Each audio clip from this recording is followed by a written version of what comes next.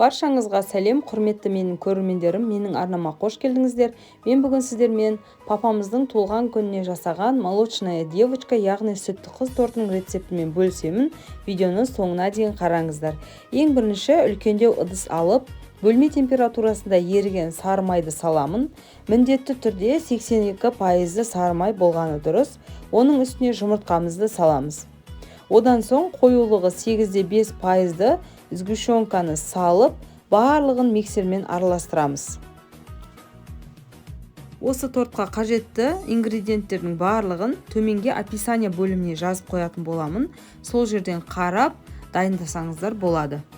Жақсылап араластырып болған соң, қопсытқыш пен ұнымызды салып, бір келкі орташа түйіршіксіз сұйық масса шыққанша араластырамыз.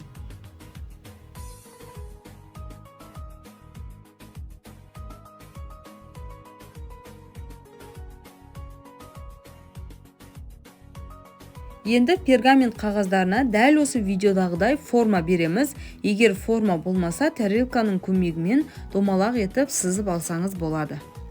Осы сызып алған форманың үстіне тестамызды жұқалап, жағып, салып шығамыз. Алдын ала қыздырылған духовкада 180 градуста қызарғанша пісіреміз. Форманың сантиметрі 22 сантиметр. Егер сізде 20-18 сантиметрлі форма болатын болса, одан 6-7 штук корж шығады. Менде қазір 5 штук корж шықты. Біздің корждарымыз дайын болғанша кремін дайындаймыз. Ол үшін салқын сливки мен творожный сырды бір ыдысқа салып, жақсылап миксерлейміз.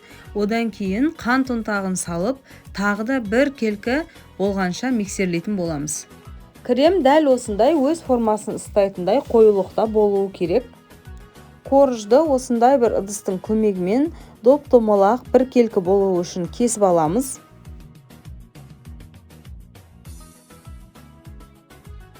Осы кремді арнайы мешокқа салып, шетін аздап кесіп, корждарымызды жинаймыз. Әр корждың арасына кремдерімізді салып, қасықтың көмегімен тегістеп жайып шығамыз. Қалған кремді осы торттың шетіне жағып, бір келкі етіп тегістеп, холодильникке салып қоямыз. Оған дейін біз сыртына жағатын глазурімізді дайындаймыз.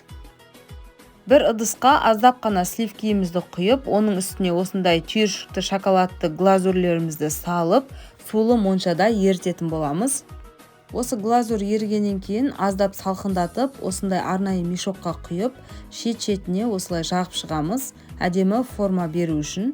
Торттың бетін өз қалауыңыз бойынша жеміс-жидектермен немесе осындай тәттілермен әсемдесеңіз болады. Видеоны соңына дейін қарағаныңызға рахмет. Міндетті түрде лайк басып, комментарий жазуды ұмытпаңыз.